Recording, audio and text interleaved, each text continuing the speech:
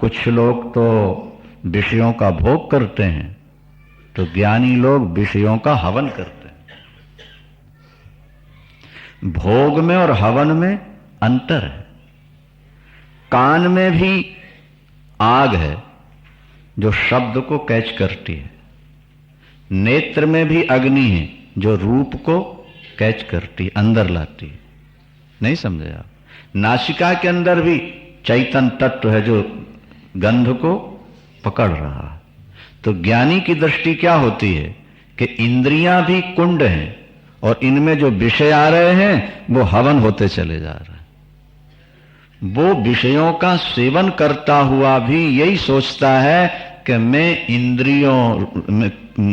इंद्रिय रूपी अग्नि में विषय रूपी सामग्री का हवन कर। ये ज्ञानी की दृष्टि है। सर्वाणी इंद्रिय कर्माणि प्राण कर्माणि चापरे आत्म संयम योगागनु जुहुवत ज्ञान दीपिते। कुछ योगी ऐसे हैं जो समस्त इंद्रियों के कर्म को, प्राणों के कर्म को आत्म संयम रूपी अग्नि में हवन कर दिया करते हैं। कुछ लोग द्रव्य यज्ञ करते हैं, कुछ लोग नहीं। तीर्थों में धर्मशाला बनवा दी, पाठशाला बनवाई, विद्यालय बनवाया, इसका नाम है द्रव्य यज्ञ। द्रव्य माने पैसा, उसको अच्छे कार्य में लगा देना, इसका नाम द्रव्य यज्ञ होता है। द्रव्य यज्ञ। कुछ लोग होते हैं द्रव्य का यज्ञ करते हैं, कुछ लोग पैसा कमा के ऐश करते हैं और कुछ लोग पैसा कमा के सत्कर्म करते हैं। तो जो सत्कर्म किया गया वो यज्ञ हो गया, द्रव्य यज्ञ। इसी तरह तपो यज्ञ, कुछ लोग तप रूपी यज्ञ करते हैं। तप में जो कष्ट हो रहा है, तपस हो रही है, वो यज्ञ है। योग यज्ञ, और कुछ लोग योग यज्ञ करते हैं। स्वाध्याय ज्ञान यज्ञाश्च, कुछ लोग स्वाध्याय रूपी यज्ञ करते हैं। रोज किसी धार्मिक ग्रंथ का, स्तोत्र का पाठ करना, इसका नाम स्वाध्याय यज्ञ है। इसका नाम क्या है? स्वाध्याय रूपी यज्ञ। और ज्ञान यज्ञ, कुछ लोग ज्ञान यज्ञ करते हैं। दिव्य दिव्य चर्चाएं सुनते रहना, क्या, और सुनाते रहना, इसका नाम ज्ञान यज्ञ। जैसे गीता ज्ञान यज्ञ अपन ने कहा, गीता ज्ञान यज्ञ माने हमारी बुद्धि जो है ना वो अग्नि है। हमारी बुद्धि क्या है? अग्नि। उसमें जो वाक्य निकलकर हमारे अंदर आ रहे हैं वो अंदर समाते जा रहे हैं, माने बुद्धि रूपी आग में ज्ञान का हवन हो रहा है। ये ज्ञान यज्ञ कहलाता। द्रव्य यज्ञ, तपोयज्ञ, योग यज्ञ। कुछ लोग प्राणायाम वगैरह साधते हैं, वो भी यज्ञ है। अपाने जुहुवति प्राणो, अपान वायु का प्राण वायु में हवन, और प्राण वायु का अपान वायु में हवन, और प्राणायाम, प्राणापान को रोक करके प्राणायाम परायण। प्राणायाम करना भी यज्ञ है। प्राणायाम करना भी क्या है? यज्ञ है। प्राणायाम कैसे किया जाता है? प्राणायाम के 18 प्रकार हैं, लेकिन 4 प्रकार प्रसिद्ध हैं। प्राण वायु को, प्राणायाम शब्द का अर्थ क्या है? हमारा जो श्वास का क्रम चल रहा है ना, श्वास अंदर जाए और निकल जाए, इसकी गति को बीच में रोक देना, उसका नाम प्राणायाम। बीच में काट देना उसको। जैसे हमने श्वास खींची और थोड़ी देर के लिए रोक दिया, तो वो जो धारा थी वो कट गई ना। ये प्राणायाम। पूरक कुंभक, रेचक, आभ्यंतर कुंभक और बाह्य कुंभक, 4 प्रकार के प्राणायाम। ये तो प्रैक्टिकल रूप से पहले देखना चाहिए, फिर अब मतलब श्वास को अंदर खींचना यह है पूरक। पूरक माने भरना, पूर्ण कर, और कुंभक माने जो वायु अंदर गई उसको रोक देना, और रोकने के बाद फिर उसको दूसरे छिद्र से निकालना, ये हो गया रेचक। रेचक का मतलब होता है बाहर निकाल। पूरक, कुंभक और रेचक। जिस तरफ से आपने श्वास खींची उसके दूसरी तरफ से निकालना है। बात समझ में आ रही नहीं? जैसे आपने दाहिने तरफ से श्वास खींच ली तो जब निकालना है तो बाएं तरफ से। श्वास खींचना, रोकना और छोड़ना। एक कुंभक होता है कि श्वास को बाहर निकाल देना, फिर अंदर नहीं लेना, उसको थोड़ी देर तक वैसे ही रह जाए, उसको बाह्य कुंभक कहा जाता है। प्राणायाम करने की सामान्य पद्धति यही है, इस पर ध्यान दे लो। 1 मिनट। श्वास खींचते जितना समय लगे उससे चौगुने समय तक रोकना और दुगने समय में उसको निकालना, ये प्राणायाम की सर्वमान्य पद्धति है।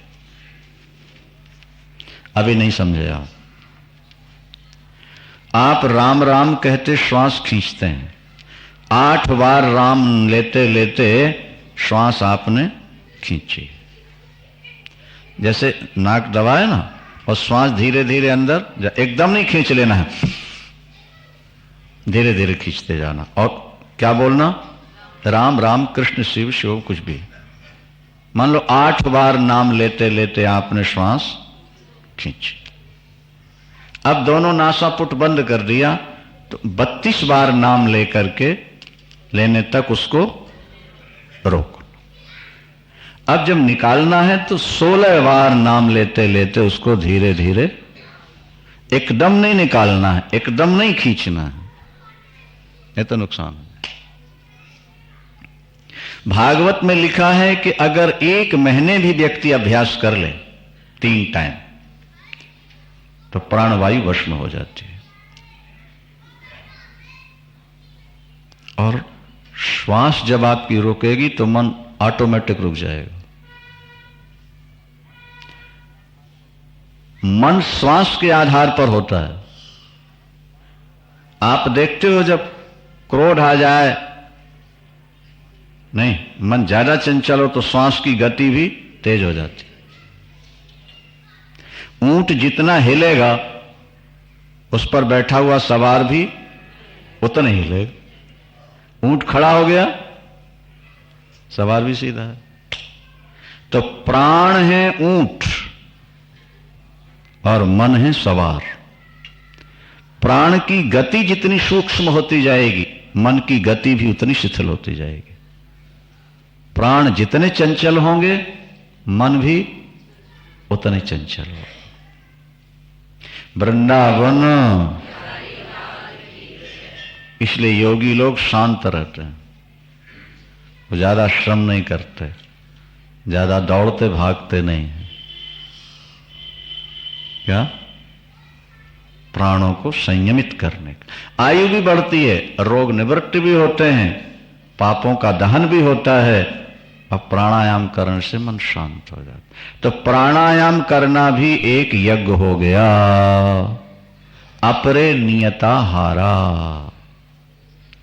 अपरे नियताहारा प्राणान प्राणेषु जुह्वति सर्वे पेते यज्ञ विदो यज्ञ क्षपित कल्मषाः।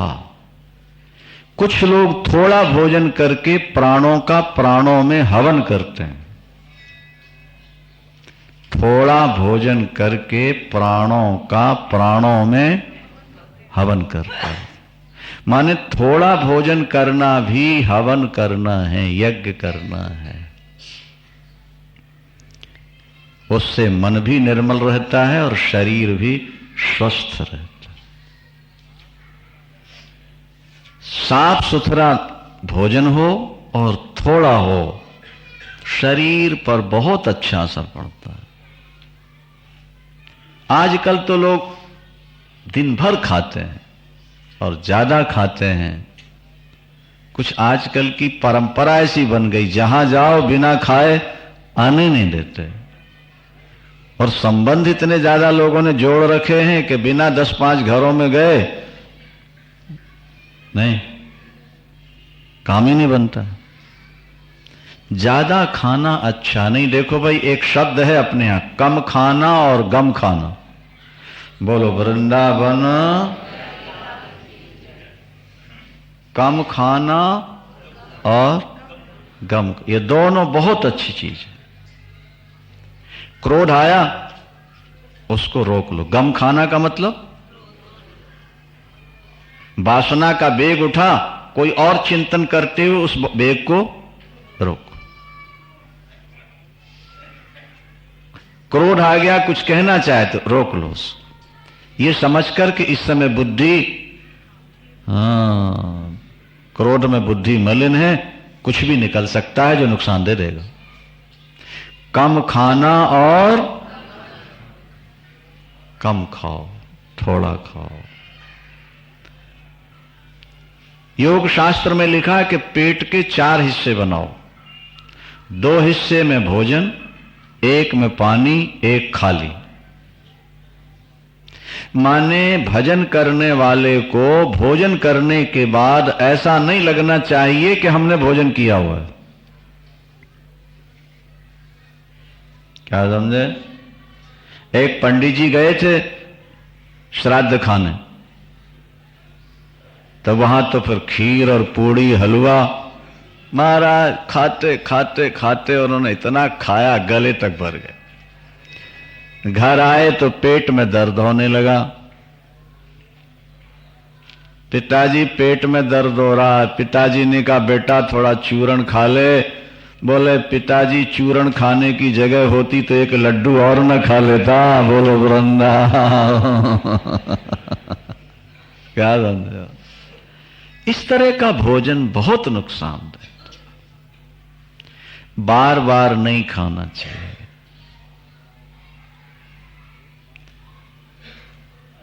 एक बात बहुत बढ़िया है, आपको बताएं, जो जितने ऊंचे स्तर पर आएगा उसका भोजन उतना कम हो जाएगा। देखो तुलसी का पौधा पेड़ है ना, ये 24 घंटे भोजन करता है।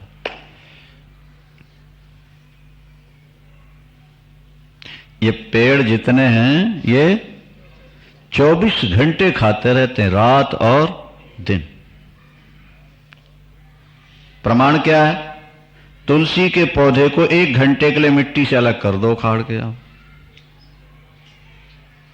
1-2 घंटे बाद पत्ते बता देंगे, मुरझाने लगे। अच्छा दिन भर मिट्टी में रहे हो तुम, शाम को उखाड़ लेते हैं, सुबह फिर लगा देंगे।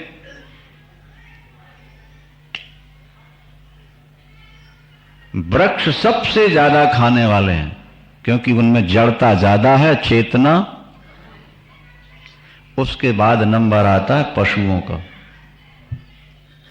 पशु 12 घंटे खाता रहता है, सुबह से शाम तक खाता रहेगा। खाएगा, जुगाली करेगा, जुगाली करके फिर खाएगा, खाएगा फिर जुगाली करेगा। वो 24 घंटे, ये इससे और ऊपर उठोगे। पक्षी उससे कम खाते हैं क्योंकि वो जुगाली नहीं करते ना। इसके बाद मनुष्य का नंबर आता है, वो कम खाता है और कम खाता है। शास्त्रों ने लिखा मनुष्य के लिए 2 बार बहुत है, योगी के लिए 1 बार, भोगी के लिए 2। बस।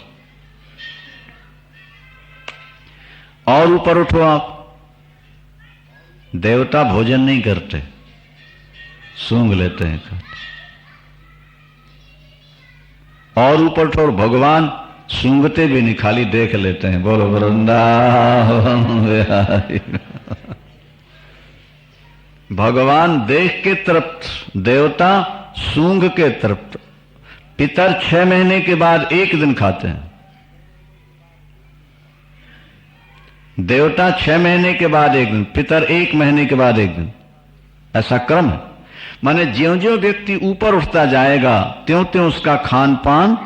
हाँ, अगर आप सारा दिन खाओगे तो भगवान सोचेगा हमने इंसान बना के गलती की, अब इसको जानवर बना दो ताकि ये दिन भर। और ज्यादा खाओगे रात में दिन में चाहे जब, तो फिर वृक्ष बना दिए जाओगे, 24 घंटे खाते रहोगे। ये थोड़ा खाओगे तो भगवान सोचेंगे इनको थोड़ा हाँ ऊपर उठा दो। अच्छा, वृंदावन श्री कृष्ण गोविंद हरे मुरारे,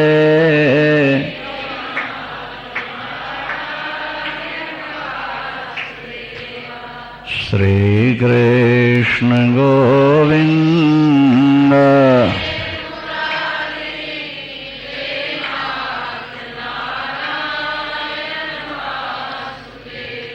हे नाथ नारायण,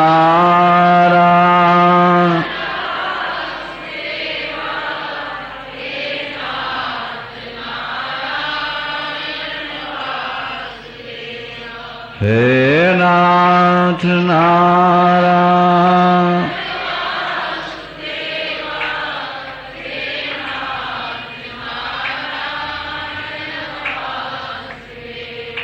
श्री कृष्ण गोविंद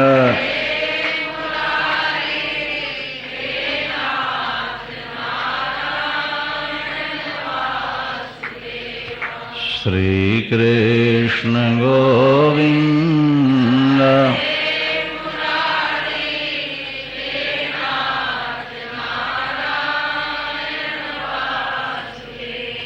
हे नाथ नारायण,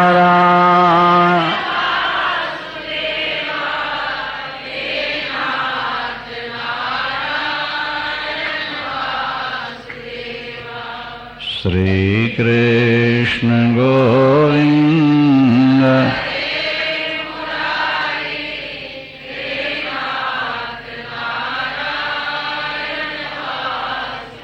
बांके बिहारी।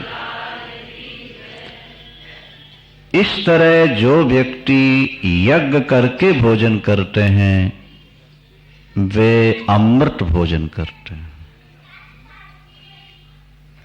31वां श्लोक, यज्ञ शिष्टामृत भुज। यज्ञ से बचा हुआ जो है वो अमृत होता है। जो दूसरों को खिलाकर खाया गया है वो अमृत है, उससे पाप नष्ट हो जाते हैं। 30वें श्लोक में कह दिया यज्ञ क्षपित कल्मषाः, जो यज्ञ करके भोजन करते उनके सारे पाप क्षपित कल्मष नष्ट हो जाते। ठीक, यज्ञ शिष्टामृत भुज, यज्ञ से बचा हुआ जो भोजन है वो अमृत है। और ये बात कल भी बता दी थी कि जो बिना यज्ञ का भोजन है वो पाप है, पाप। वो अन्न नहीं है, वो एक एक दाने में पाप। एक संत कहीं पहुंचे, एक गृहस्थ ने खीर बनाई थी, बड़ी सुंदर तस्मई खीर बोलते हैं ना, बासमती चावल की, थाली में पड़ोसा था। अतिथि संत आ गए, भिक्षान दे।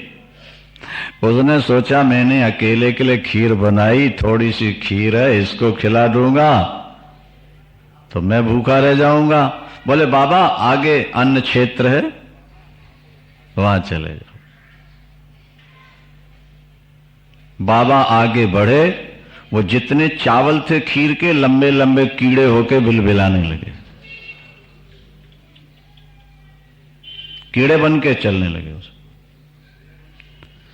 अब तो गृहस्थ घबरा गया, उसने सोचा है तो संत कोई चमत्कारी है, चावल कीड़े बन गए सफेद सफेद सारे। जाके चरणों में गिरा, चलिए भगवान। उन्होंने कहा आप जाएंगे तो नहीं, ये तुलसी का पत्ता लेके डाल रहे।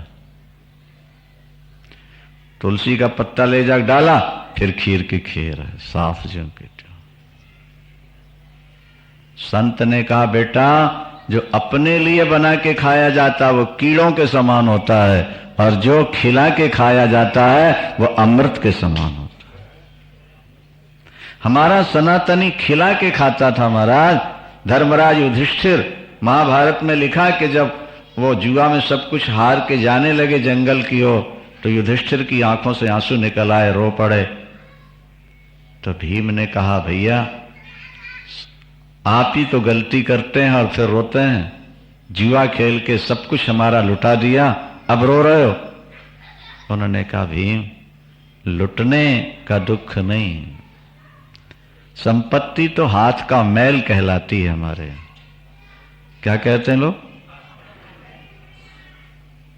अरे भाई, आपका बेटा, आपका पति 10,000 के नोट लेके जा रहा और किसी ने चाकू या राइफल दिखाकर छीन लिया और वो घर में आके रोने लगे, तो समझदार माँ या महिला क्या कहती है? यही तो कहती है ना, क्या हुआ, जान बच गई, संपत्ति तो हाथ का मैल है, फिर कमा लेंगे, जान तो बच गई। ठीक है ना? बोलो वृंदावन। धर्मराज युधिष्ठिर ने कहा कि संपत्ति गई, हमको इसकी पीड़ा नहीं है भीम। फिर क्या पीड़ा है? पीड़ा नहीं तो आप रो क्यों रहे? बोले मैं 10,000 ब्राह्मणों को प्रतिदिन भोजन करा के भोजन करता था। मेरी जिंदगी का एक दिन ऐसा नहीं कि जब मैंने 10,000 ब्राह्मणों को भोजन कराए बिना भोजन कर लिया। अब जंगल में इतने ब्राह्मणों की व्यवस्था कैसे हो गई? और वो जब आश लेके आएंगे तो मैं निराश करके कैसे लौटाऊंगा? ये पीड़ा मेरे अंदर चुभ रही है। तब वेद व्यास आ गए वहां। वेद व्यास जी ने एक मंत्र दिया, इसका जप करो। जप किया, सूर्य भगवान आए, वो अक्षय पात्र दे गए थे। जब तक द्रौपदी भोजन नहीं करेगी, लाखों व्यक्तियों को बटलोई से भोजन निकलेगा, 56 प्रकार के व्यंजन निकले। यज्ञ शिष्टामृत भुजा यान्ति ब्रह्म सनातनम। देखो, जो यज्ञ करके भोजन करते हैं वो अमृत खाते हैं, वो सनातन ब्रह्म को प्राप्त होते हैं। और जो ऐसा नहीं करते उनको ना इस लोक में शांति मिलती, आगे शांति। ये भगवान कृष्ण की घोषणा है। देखो, यज्ञ करके भोजन करो। हम जो माला जपते हैं ना, ये भी यज्ञ है। माला जपते हो ना, ये भी 10वें अध्याय में मिलेगा। यज्ञानाम जप यज्ञोष्मी। जप करना भी, पूजा करना भी यज्ञ है, हवन करना भी यज्ञ है, गरीबों को अन्न देना भी यज्ञ है, द्रव्य का दान कर देना भी। पहले महाराज हम देखते थे पंजाबी समाज में देवियों को जब मंदिर आती थी, एक कटोरी में आटा या दाल या चावल लेके आती थी, नहीं? और वहां पीपे रखे रहते थे, डाला, प्रणाम किया, कुछ 4 पैसे जो उनके पास चढ़ाए, प्रणाम किया, चले। मतलब जो भोजन बनाना है उसमें पहले दान हो गया। हमारे सनातन धर्म की पुरानी परंपरा है कि माताएं थाली में जो आटा डालती थी ना, कि इतना गूंदना है, तो उसमें एक मुट्ठी ऐसे भर के अलग रख। पुरानी परंपरा। अब तो नौकर बनाने लगे, भगवान ने पैसा बहुत दे दिया, इसलिए पुराने नियम सारे खत्म हो चुके हैं। देखो, जितना आटा तुमको गूंदना है परिवार के लिए, उसमें से तुम इतना निकाल के रख दो, और अगर कोई भूखा रह जाए तो बता देना। कभी नहीं हो सकता। और वो संचित होते होते तुम्हारा दान भी हो गया, यज्ञ भी हो गया कि उससे निकाल दिया ना तुम। और अगर नहीं निकाला तो रोटी बचने वाली नहीं है, वो तो खत्म हो जाए। चित्रकूट में हमने चना बेचने वालों से पूछा, वहां बंदर बहुत हैं। जो लोग गए थे उस समय देखा होगा, रामायण हुई थी जब। हमने पूछा कि भाई आप लोग सोटी लिए बैठे रहते हो और ये बंदर सब चारों तरफ हैं, और जरा आपकी आंख यूं हुई और वो, तो आप लोगों को प्रॉफिट क्या होता है इसमें? दुकानदार ने बताया, महाराज आप विश्वास करो, ये खाते रहते हैं, हम बेचते रहते हैं। शाम को जब हिसाब लगाते हैं तो इसी में से दाल रोटी हमारी निकल आती है, कभी कम नहीं हुआ आज तक हमारा। दान किए धन ना घटे, जो सहाय रघुवीर, तुलसी पंचन के पिए, घटे न सरिता ने। देते रहो। कोई भी एक यज्ञ करो, इतने यज्ञ आपको गिना दिए ना, इनमें से कोई भी एक यज्ञ कर। और सबसे श्रेष्ठ यज्ञ कौन सा है? ज्ञान यज्ञ, जो पहले बता दिया। आगे भी उसका वर्णन करते, सुनो जरा ध्यान से इसको, बहुत काम का प्रसंग है। वृंदावन श्री कृष्ण गोविंद हरे,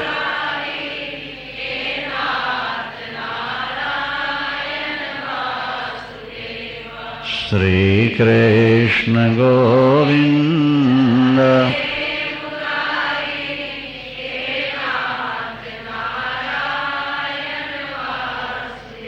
हे नाथ नारायण,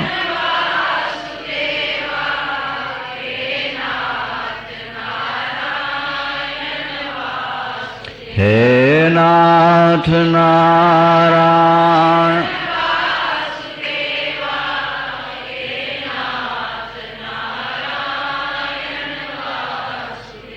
श्री कृष्ण गोविंद,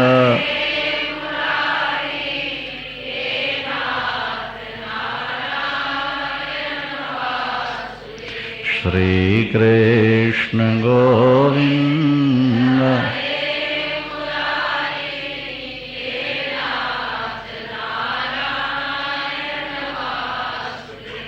बांके बिहारी। यज्ञ का बचा हुआ जो भोजन करते हैं वे अमृत भोजन करते हैं, और शरीर छोड़ने के बाद वो ईश्वर को प्राप्त होते हैं। जो बिना यज्ञ किए भोजन करता है, हमारे शास्त्र कहते हैं बिना स्नान किए और बिना भजन किए। भजन भी यज्ञ है ना भाई। आप कथा सुन लेते हैं, ज्ञान यज्ञ हो गया। आप प्रातः काल उठ के थोड़ा नाम जप लेते हैं, फिर भोजन करते हैं, जप यज्ञ हो गया। आप भगवान की पूजा करके भोजन करते हैं, यज्ञ हो गया। पर आप पूजा कोई यज्ञ करते नहीं और भोजन कर लेते हैं, आप स्नान करते नहीं और भोजन कर लेते हैं, तो हमारे शास्त्रों में लिखा है कि वो पानी नहीं पीता, वो तो खून पी रहा होता है। वो भोजन नहीं कर रहा, वो कुत्ते का मैला खा रहा। सुनो विष्टा समम चान्नम, सुन कहते हैं कुत्ते को। सुनो विष्ठा समम चान्नम, नीरम चो सूर्या समम। जो बिना नहाए बिना यज्ञ किए भोजन करता है, वो कुत्ते का मैला खा रहा है, और पानी न पी के वो शराब पी रहा, खून पी रहा। हाँ, बीमार हो, परदेश में हो, मजबूरी में हो, उस समय नहीं नहा सके, नहीं कुछ हो सका, तो मानसिक रूप से भगवान का स्मरण कर लो, ध्यान कर लो, उसके बाद भोजन करो। ठीक। भगवान ये कहने जा रहे हैं कि बहुत सारे यज्ञों का वर्णन वेदों में किया गया, इनको जानकर व्यक्ति मुक्त हो सकता है। लेकिन 33वें श्लोक में भगवान ये कहते हैं कि इन सभी यज्ञों में ज्ञान यज्ञ श्रेष्ठ। क्या कहा ठाकुर जी ने? श्रेयान द्रव्य मयाद यज्ञाद ज्ञान यज्ञ परम तप। ये कर्ममय यज्ञों की अपेक्षा ज्ञानमय यज्ञ सबसे श्रेष्ठ। ज्ञानमय यज्ञ कौन सा? वही ब्रह्मार्पणम ब्रह्महविर, जहां सब कुछ ब्रह्म है। गीता में भगवान स्वयं कहते हैं, आगे मिलेगा श्लोक आपको, वासुदेवा सर्वम इति, वासुदेवा सर्वम इति स महात्मा सुदुर्लभ। ये जो कुछ तुमको दिख रहा है ये सब कुछ भगवान है। एक ने कहा कि महाराज भगवान हैं तो दिखते तो नहीं। हमने कहा भाई मंदिर की मूर्ति में भगवान दिखते हैं तुमको क्या? बोलो, बाहर की आंखों से तुम्हें मंदिर में भगवान देखे आज तक मूर्ति में? नहीं। लेकिन तुम मानते हो कि नहीं मानते हो? हाँ ठीक है ना? हमें दिखें न दिखें पर ये मूर्ति भगवान है, ये भाव जीवन में बना रहता है कि नहीं बना रहता? तो इसी तरह संसार में भगवान दिखे न दिखे, तुम ये भाव बना लो कि संसार का हर पदार्थ भगवान है, और फिर हम किसी के साथ गलत काम ना करें और ये भगवत भाव बना रहे, तो महाराज फिर तो वो कहीं ना कहीं से प्रकट हो जाएगा।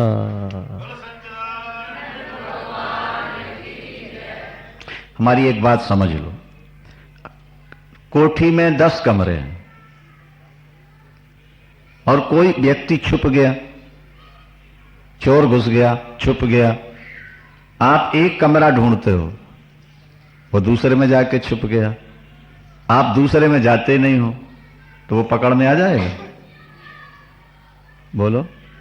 और सभी कमरों में जाओगे तो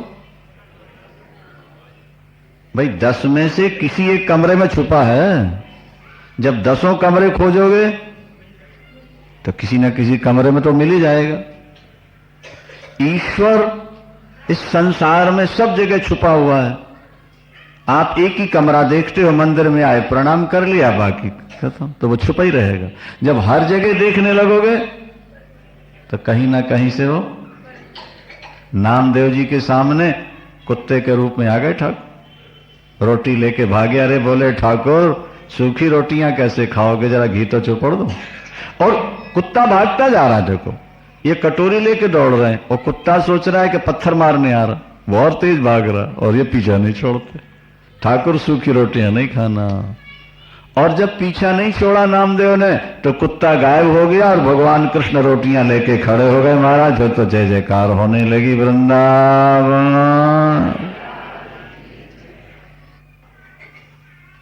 भगवान कृष्ण कहते हैं सर्वभूत स्थितम यो माम भजते कत्वमास्थिता। यह श्लोक यहां नहीं, आगे मिलेगा 6ठे अध्याय। सर्वभूत स्थितम यो माम, जो व्यक्ति मुझको सब में देखता है। हमारा भगवान 7वें आसमान में रहने वाला नहीं, सचखंड में। हमारा भगवान खाली मंदिरों में रहने वाला नहीं है, क्षीर सागर में रहने वाला नहीं। हमारा भगवान तो प्रभु व्यापक सर्वत्र समाना, प्रेमत प्रगट हो ही मैं। अच्छा, माखन दूध के एक हिस्से में रहता है कि सब जगह रहता है? और पानी बर्फ में एक जगह होता है कि सब जगह होता है? और मिश्री में मिठास एक जगह होती है कि सब जगह होती है? हाँ, तो हमारा भगवान भी एक जगह रहता है कि सब जगह रहता है? सब जगह रहता है। प्रभु व्यापक सर्वत्र समान। ऐसी दृष्टि अपनी बना लो, जो नजर आए सामने ये सब भगवान ही स्वरूप में चल रहे हैं, फिर रहे हैं, खा रहे हैं, खेल रहे हैं, देख रहे हैं, दिखा रहे हैं, सब वही है, सब वही। ये भावना तुम्हारी बन जाएगी, इतनी बढ़िया उपासना होगी। अभी आगे आपको बताएंगे हम भगवान कृष्ण से पूछा अर्जुन ने कि दुनिया में आपको सबसे ज्यादा प्यारा कौन है? भगवान ने कहा ज्ञानी। और आप सबसे ज्यादा प्यारे किसको लगते हो? बोले ज्ञानी को।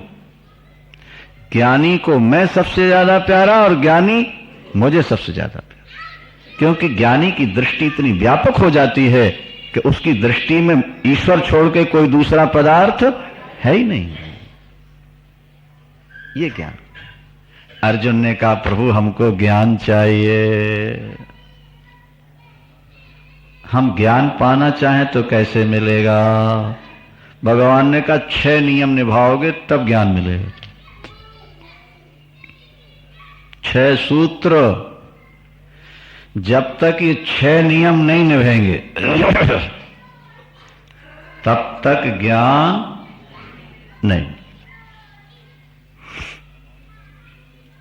कौन कौन से 6 नियम बता दें? सुनना है और जल्दी हो तो चले जाओ, फिर कल सुना देंगे। नहीं? अच्छा, हम सोच रहे थे कि क्या पता लोग गीता पसंद करेंगे कि नहीं करेंगे, पर लोगों को देखकर लग रहा है कि लोग विशेष पसंद कर रहे हैं। बोलो वृंदावन। गीता सार है। ये 6 सूत्र जिंदगी में ले आओ, तुम्हें ज्ञान मिल जाएगा। पहला सूत्र है श्रद्धावान लभते ज्ञानम। ज्ञान किसको मिलेगा? जिसके हृदय में अटूट श्रद्धा हो, अत्यंत श्रद्धा हो। और दूसरा सूत्र क्या है? तत्परा। तत्परा का मतलब जैसे लोभी धन पाने के लिए तत्पर रहता है, जहां दौड़ाओ दौड़ जाएगा। जितना रात में जगाना चाहो बस उसको पैसा मिलना चाहिए। जैसे धन पाने के लिए व्यक्ति तत्पर तैयार, इसी तरह जहां से हमको ज्ञान मिलेगा चाहे 1000 किलोमीटर हो जाएंगे। 12 बजे रात को जाना पड़े तो जाएंगे, सर्दी में जाना पड़े तो जाएंगे, गर्मी में जाना पड़े तो जाएंगे, कष्ट सहना पड़े तो सहे। तत्परा। पहला सूत्र अटूट श्रद्धा, दूसरा सूत्र तत्परता और तीसरा सूत्र है संयत इंद्रिया।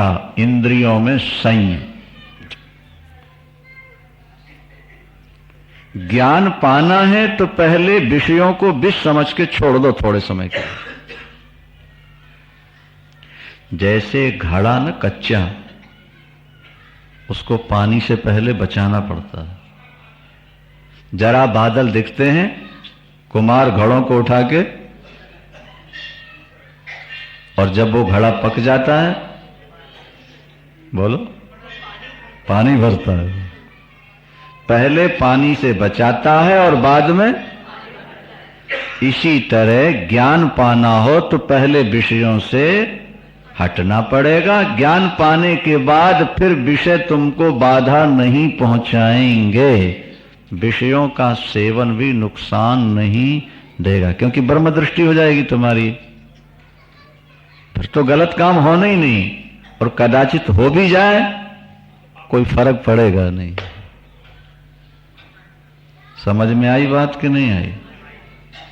भागवत के राष्ट्र पंचाध्यायी का श्लोक है, यत पाद पंकज पराग निषेव तृप्ता योग प्रभाव विधुताखिल कर्म बंधा स्वैरम चरन्ति मुनयोपि नहीं अमानस तस्से क्षयात वपुषः कुत एव बंधः। जो परमात्मा के चरणों का चिंतन करते करते अपने हृदय के पापों को धो चुके, योग प्रभाव विधुता अखिल कर्म बंध, अगर वो उनसे कुछ गलत काम हो जाए, मर्यादा टूट जाए, तो भी उनको पाप, क्योंकि वो तो अंदर विराजमान है। नहीं, जिनके अंदर वो सदा नहीं रहते उनके अंदर पाप रहते हैं, जिनके अंदर वो सदा रहेगा वहां। अच्छा, गिलास में पारा भर दो और ऊपर से पानी भरो, बोलो भाई, हां, नहीं जाएगा पानी। वो तो गिलास खाली होगी तो पानी भरेगा, जब पहले ही से पारा भरा पड़ा है तो पारे के अंदर तो पानी जाएगा नहीं। परमात्मा को तुमने अंदर भर लिया, अब कोई गलत काम हो गया तो अंदर जाएगा कहां वो? पर भर लो पहले उसको। तो पहले 3 सूत्र हो गए, कौन कौन से? श्रद्धावान, तत्परता, इंद्रियों का तो 3 हो गए। 3 ये सुन लो, 34वां श्लोक देख लो। तद विद्धि प्रणिपातेन परिप्रश्नेन सेवया उपदेक्ष्यन्ति ते ज्ञानं ज्ञानिनस्तत्त्वदर्शिनः। अगर तत्वदर्शी ज्ञानी से ज्ञान पाना है तो तद विद्धि प्रणिपातेन, पहले उसके चरणों में साष्टांग प्रणाम करो। क्या लिखा है? प्रणिपात नहीं, इसका मतलब हुआ कि अत्यंत भाव से युक्त होकर प्रणाम करो। तद विद्धि प्रणिपातेन, प्रणिपात प्रणाम। परिप्रश्नेन, फिर उनसे प्रश्न करो, मैं कौन हूं, मेरा स्वरूप क्या है, मुझे अपने स्वरूप की, ईश्वर की उपलब्धि कैसे होगी, क्या उपाय है? ठीक है, वो तुम्हें उपाय बताएंगे। जो तुम्हें ज्ञान दे फिर उसकी सेवा जरूर कर लेना। परिप्रश्नेन सेवया, क्या लिखा है? सेवया। ज्ञान बहुमूल्य तत्व है, अगर आपने सेवा नहीं की तो ज्ञान आपके अंदर टिकेगा नहीं। बस ये सोच लो, सुना सुनाया निकल जाए। ज्ञान ये सोचेगा इसने हमारी कीमत नहीं की, इसलिए अपनी शक्ति भर ज्ञान देने वाले की सेवा, अपनी शक्ति। एक गरीब से पूछो तुम अपनी बेटी के ब्याह में कितना लगाओगे, वो कहता हमारा 10-5 हजार लगा देंगे। मीडिया में वो कहता है 1,00,000-2 लाख लगा देंगे। हाँ, और जो अपर क्लास में है, जो फर्स्ट क्लास में पहुंच गए, वो क्या कहते हैं? 1-2 करोड़ लगा ही देंगे। बोलो वृंदावन। अरे भाई, तुम भी 10-5 हजार में शादी कर दो। बोले हमारी पोजीशन ऐसी है, हाँ 10-5 हजार में कैसे कर सकते हैं, हम तो 1-2 करोड़ लगाएंगे। तो जब तुम बेटी के ब्याह में 2 करोड़ लगाना चाहते हो तो ज्ञान लेने के लिए भी तो तुम्हें कुछ करना चाहिए कि नहीं? अपनी स्थिति को देखो। ये 6 सूत्र हो गए, श्रद्धा, तत्परता, संयम, जितेंद्रियता, प्रणाम, प्रश्न और सेवया। कितने हो गए? ये 6 सूत्र निभा के देखो। जब तुम्हें ज्ञान मिल जाएगा, 6 सूत्र निभाओगे, ज्ञान मिलेगा। ज्ञान मिलेगा तो क्या होगा? 1 मिनट में कह के विराम लेते हैं। यज ज्ञात्वा न पुनर्मोहम एवं यास्यसि पांडवो येन भूतान शेषेण द्रक्ष्यस्यात्मन्यथो मयि। अगर तुमको ज्ञान मिल गया तो दोबारा मोह हो ही नहीं सकेगा, और फिर सारे जगत में मुझको देखोगे और मुझ में सारे जगत को देखोगे।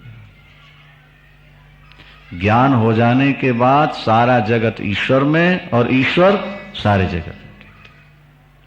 हमने पाप तो बहुत किए हैं महाराज, ज्ञान मिलने से पाप आप कटेंगे कि नहीं? हाँ, ये देखो लिखा 36वां श्लोक, अपि चेदसि पापेभ्य सर्वेभ्य पापकृतमः। तुम्हारे जैसा कोई पापी ना हो, तुमने दुनिया के सारे सारे पाप किए हो।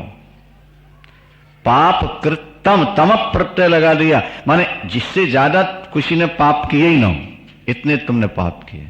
अगर तुम्हें ज्ञान प्राप्त हो जाए तो ज्ञान रूपी नौका के द्वारा तुम संसार सागर से, यथैधांसी समिद्धोग्नि, जैसे प्रज्वलित अग्नि लकड़ी को जला करके भस्म कर देती है, इसी तरह जब तुम्हारे अंदर ज्ञान अग्नि जलेगी तो सारे के सारे पाप तुम्हारे खत्म। ज्ञान की तरह पवित्र वस्तु दुनिया में कोई नहीं है। वो श्रद्धावान को, योगाभ्यास करने वाले को समय पर अपने आप ज्ञान प्राप्त होगा। श्रद्धावान लभते, ये श्लोक आ गया, तत्परा संयतेन्द्रिय। अच्छा, ज्ञान मिलने से हमको क्या मिलेगा? बोले पराम शांति। इसकी व्याख्या कल करेंगे। ज्ञानम लब्ध्वा, अखंड शांति लेना हो तो जरा इस तरफ आओ, बोलो वृंदावन। ठीक है। श्रीमान नारायण नारायण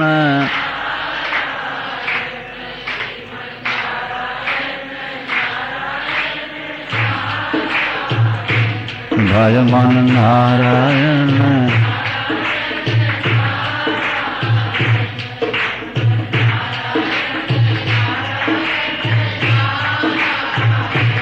लक्ष्मी नारायण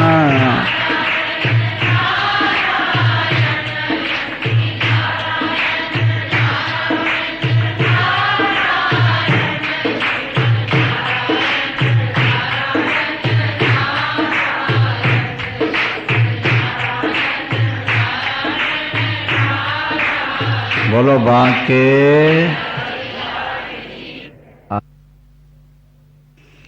नमोस्तु रामाय सलक्ष्मणाय देव्यै च तस्यै जनकात्मजायै। नमोस्तु रुद्रेन्द्रयमानिलेभ्यो।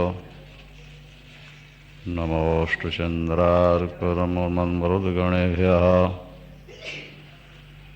ओम नमः परमहंसास्वादितचरणकमलचिन्मकरन्दाय भक्तजनमानसनिवासाय श्रीरामचन्द्राय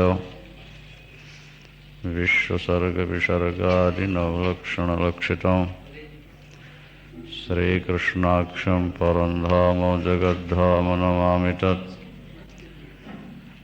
नारायणं नमस्कृत्य नरं चैव नरोत्तमं देवीं सरस्वतीं व्यासं ततो जयमुदीरयेत्। गुरुर्ब्रह्मा गुरुर्विष्णु गुरुर्देवो महेश्वरः गुरु साक्षात् परब्रह्म तस्मै श्री गुरुवे नमः। तस्मै श्री गुरुवे नमः। श्री राम जय राम जय जय राम।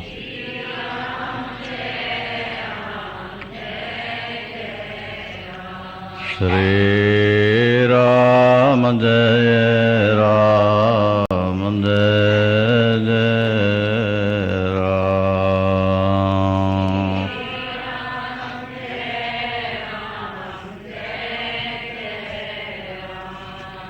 धर्म की अधर्म का प्राणियों में, विश्व का, गोहत्या, गौ माता की हर हर महा। शिवा के बिहारी। श्रद्धावान लभते ज्ञानम तत्परा संयतेन्द्रियः। ज्ञानम लब्ध्वा पराम शांतिम मचिरेणाधिगच्छति। श्रद्धावान को ज्ञान प्राप्त होता है। जो ज्ञान पाने के लिए तत्पर हो गया है, प्राप्त करके ही चैन लेना है, वो तत्पर होता है। संयतेन्द्रियः, जिसने इंद्रियों को विषयों से हटा लिया है। समुद्र मंथन के समय भगवान कच्छप बने थे, कछुआ। उससे पहले जब मंदराचल पर्वत से मंथन प्रारंभ किया तो पर्वत नीचे चला गया था, क्योंकि जब तक नीचे कोई आधार नहीं होगा तो मथानी टिकेगी कहां। तब भगवान कछुआ बनते हैं। प्रश्न उठता है कि भगवान कछुआ ही क्यों बने, और कुछ भी तो बन सकते थे। तो बोले कछुआ जैसे हाथ पैर सिकोड़ लेता है, इसी तरह व्यक्ति भी जब विषयों से अपनी इंद्रियों को मोड़ लेगा तभी ठीक विचार हो पाएगा, मंथन होगा और तभी ज्ञान रूपी अमृत प्राप्त हो पाएगा। ज्ञान अमृत है। समुद्र से जो अमृत निकला उसको तो देवताओं ने पिया, और पीने के बाद भी उनको मृत्युलोक आना पड़ता है। क्षीणे पुण्य मर्त्यलोकम विशंति। लेकिन ये जो अमृत है, ज्ञानामृत, इसे पीने वाला फिर कभी मरता नहीं है, फिर कभी जन्म नहीं लेता। अमृत का अर्थ होता है न अमृतम इति अमृतम, जो कभी मरे नहीं, मृत न हो, वो अमृत। ज्ञान प्राप्त करना है तो 6 सूत्र, हाँ, प्रणिपात, प्रश्न, सेवा, श्रद्धा, तत्परता और जितेंद्रियता। ठीक है। ज्ञान मिलने से लाभ क्या होगा, क्योंकि हर व्यक्ति लाभ की बात पहले सोचता है। हम ये काम करेंगे तो हमको लाभ क्या होगा। तो भगवान कहते हैं पराम शांतिम, अखंड शांति मिलेगी।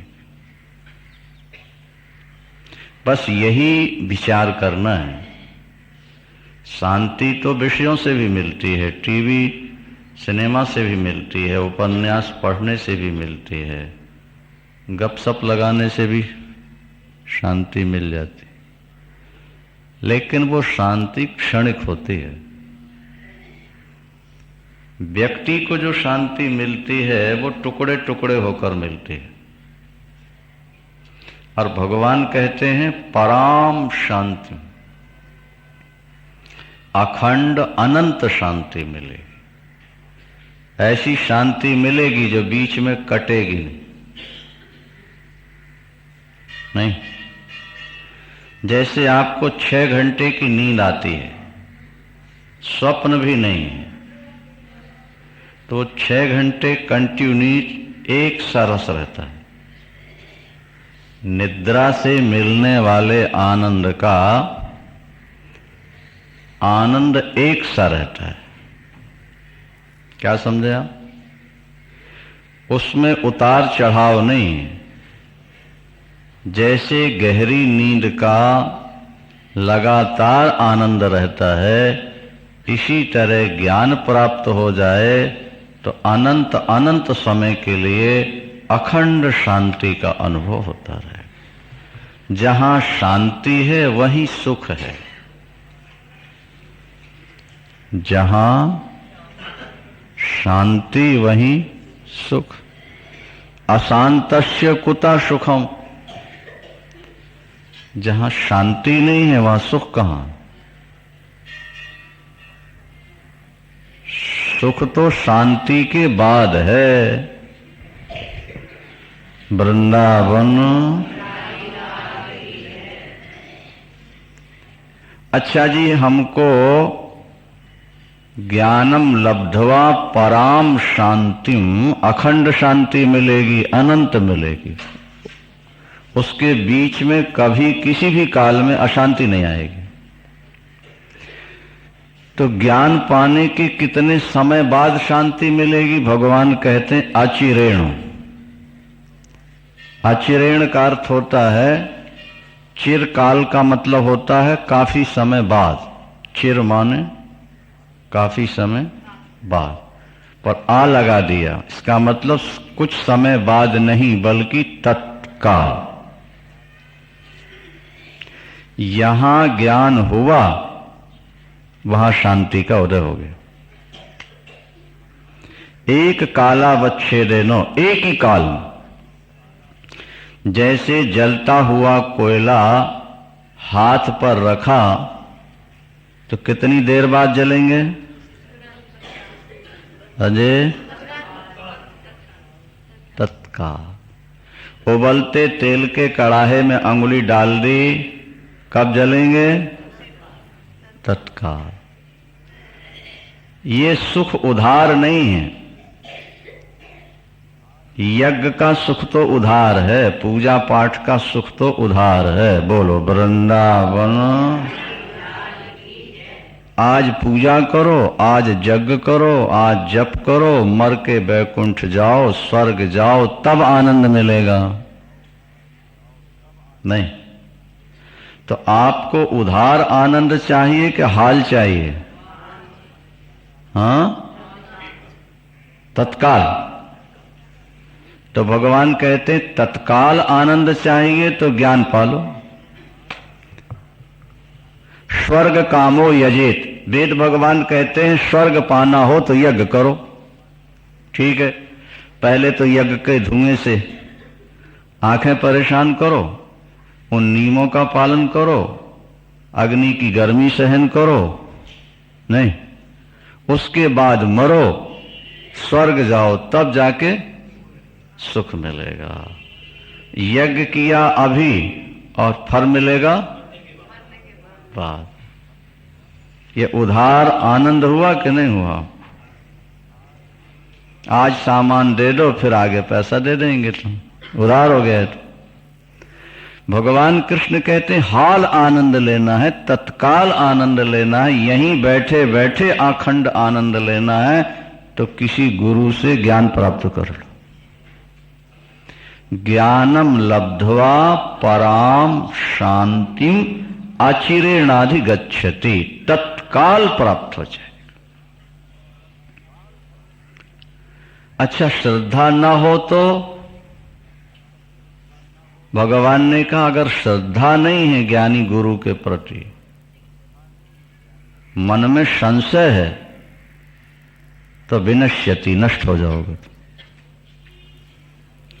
अज्ञश्च अश्रद्धानश्च संशयात्मा विनश्यति। जिसको आत्मा पर, परमात्मा पर, परलोक पर, पुनर्जन्म पर संशय है वो नष्ट हो जाता है। कह रहे हैं मूर्ख, अश्रद्धालु और संशयी, तीन व्यक्तियों का नाम लिया भगवान। अज्ञश्च अश्रद्धानश्च संशयात्मा विनश्यति। वो नष्ट हो जाए। इसीलिए संशय नहीं करना ईश्वर के बारे में। भगवान कहते जो मैं तुम्हें सुना रहा हूं इसके बारे में संशय नहीं करना, और पाना हो तो श्रद्धा को बढ़ा लेना। और अज्ञ किसको कहते हैं? बोले जो अपनी बात को छोड़ने के लिए तैयार ही ना हो, उसका नाम मूर्ख होता है। इसलिए वेदांत सुनना हो तो अपने पुराने संस्कारों को घर रख के आओ। तुमने आज तक जो लोक परलोक आत्मा परमात्मा के बारे में समझा है उसको घर से रख के आ जाओ। दिमाग को खाली करके आओ और फिर जो सुनाया जाए उसको भर लो। नहीं, टेप जब करते हैं, टेप हुई टेप में जब दोबारा टेप करते हैं तो पहले उसको मिटाते हैं।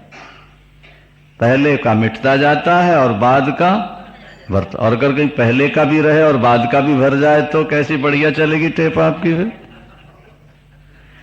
इसीलिए पुराने संस्कारों को दिमाग से निकाल। हमने आज तक क्या सोचा है, क्या निर्णय लिया है, उस सब सोच को, निर्णय को घर में रख दो। अब जो भगवान कृष्ण कह रहे हैं उसको तुम पकड़ लो।